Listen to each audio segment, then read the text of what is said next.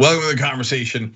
You guys hear the conspiracy theory on the 5G, system and how it's doing X, Y, or Z? I don't know. I barely heard it, but I'm sure it's driving millions of people to do insane things. So luckily, somebody looked into it. That's Cenk Klippenstein, formerly of The Nation, formerly of TYT, currently of The Intercept. Ken, welcome back to the show. Hey, great to be with you. Good to have you. All right, so you wrote about white supremacists and conspiracy theorists that are targeting cell towers. So first off, even before we get to white supremacy and what it has to do with cell towers, what is the 5G conspiracy? I don't even know it. Are they implanting chips? What are they implanting? Who's doing the implanting? Is it Fauci? Is it Bill Gates? Who is it? What's happening? Yeah, the idea is that this new 5G wireless technology actually caused the coronavirus. When I first saw this, the way I actually learned about it was from an intelligence report that a source gave to me regarding a number of attacks on cell towers across the country the day prior to and the day of the Capitol 6th riot. And so I was like, what on earth is this? So I start poking around.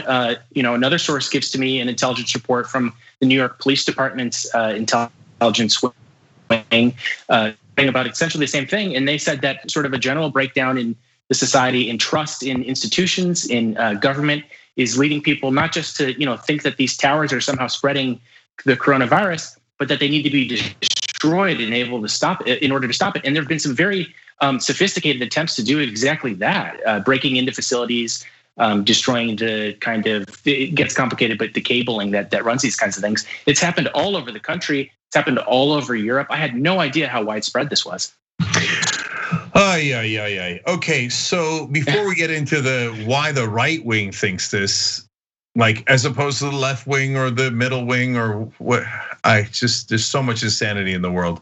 But I'm curious, you didn't write much about this, I don't think, but why the towers? How in the world would a cell tower have anything to do with an infectious disease like coronavirus? Well, the theory itself is just different variations of it. But what I can tell you is that in the New York Police Department's intelligence assessment on it,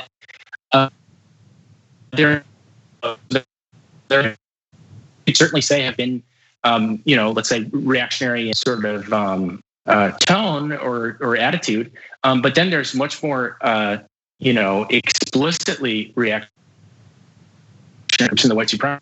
There were a number of neo-Nazis that were described as telling people and trying to organize attacks on what's called critical infrastructure. And so these two groups, it seems as though they've overlapped in this, concern about the cell towers. On the part of the conspiracy theorists, they think it's spreading coronavirus. On the part of the white supremacists and the neo-Nazi groups, they are doing the same thing that militant groups overseas do when they try to collapse the state by targeting critical infrastructure and making it so that the state can't function and forcing the public to either side with them or against. Very frightening because there's a degree of thought and calculation to this kind of thing that I think is perhaps not unique, but increasing in intensity now. Yeah. So a lot of you might remember there was a December 25th, i.e., the Christmas bombing in 2020, which is not that long ago, obviously, in Nashville, Tennessee, where the guy pulled up a giant van and was trying to blow up the AT&T building. And so, Ken, do we know for sure that he was trying to target the 5G towers there? And do we know if he was a conspiracy theorist or a white supremacist or both? And then, but really the main question is, I know that I'm trying to understand the logic of people who have no logic at all, but like, what did that guy think was gonna happen if he knocked out a random tower in Nashville? And then what happens? Well, this is one of the most troubling developments of the last several years is in that case, the FBI said it was inconclusive. They don't know. They know that what he attacked was a critical piece of communications infrastructure that served wireless and telecommunications all across not just that state, but I think the entire region. So I don't think it's unreasonable to surmise from that that may have been part of the motive, but the FBI said we just don't know, and it is very redolent of other attacks by individuals is sort of similar. I mean, if you have an attack by a Muslim individual or whatever it may be, the FBI very quickly it's like, oh, ISIS, and they had this ideology and this and that, and now we've got these sort of I don't know what Caucasian individuals who had these attacks, and the FBI is just like, yeah, we don't know. It just, I would say, look at the Las Vegas shooting. I read the report. Their conclusion was they didn't know what to make of that either, and this is very troubling because these sorts of things keep happening. They just seem to have limited either willingness on the part of the intelligence agencies to say what it is, or even limited insight as to what's going on here. But they said they just don't know. Yeah, I think there's two phenomenon going on there. One is that they will get political pressure if they say it is white supremacist or anything to do with the right wing, because then Ted Cruz and all the rest of them will yell at him and pull him into hearings and try to get him fired. And it's so ironic because that is a definition of political correctness. The FBI might be factually correct, but they are not politically correct if they say it's white supremacists. So that they're careful about that. The second part of it is, Ken, it appears that it's just the assumptions built into people, and hence that's why we talk about how discrimination, racism, bigotry, et cetera, is in the back of all of our heads because of the programming we've gotten from the media and the rest of society, where they see a Muslim guy do a bombing, they go, well, obviously terrorists. They see a white guy do a bombing and go, I have no idea why. I think they genuinely believe it. I mean, that's a good white guy. I don't know why he would do that. Oh, bad Muslim guy, that's obvious, right? And so, but let me bring it back around to the question of white supremacy. Why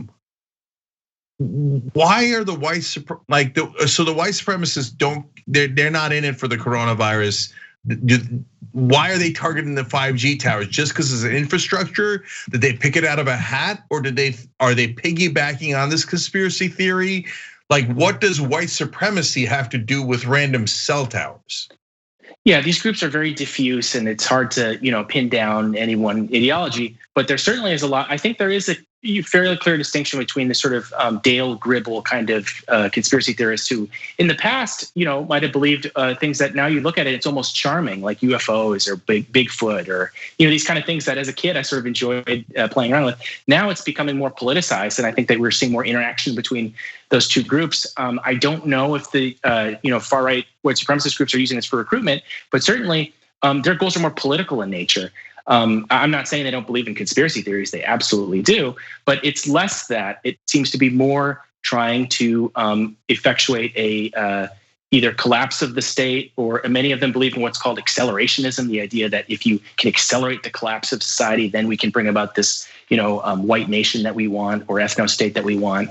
So it's much more political in orientation.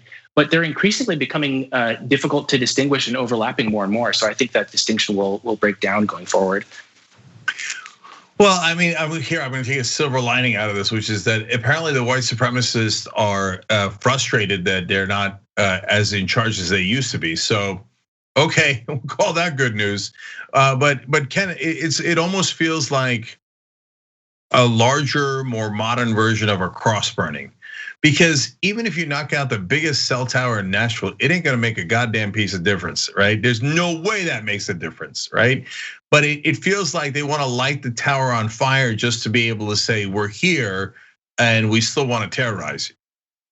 Yeah, and the amount of thought that goes into some of these things. They cite several instances in the intelligence report that I got and that I wrote about.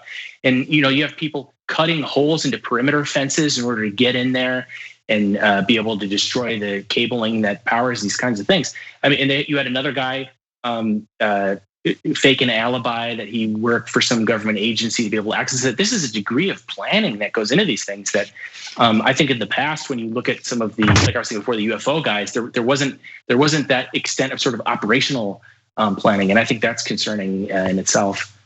Yeah. All right. Now, I'm not equating the two. We're very clear about this, but there are folks on the left who have started to believe conspiracy theories as well. They are not at all violent. And if they are, we'll tell you, right? We're not afraid of facts and reporting the news here. Ken isn't, I'm not. But it seems to be still on a more harmless side. But unfortunately, one of them appears to be Naomi Wolf. So what did you do now, Ken, in regards to Naomi Wolf?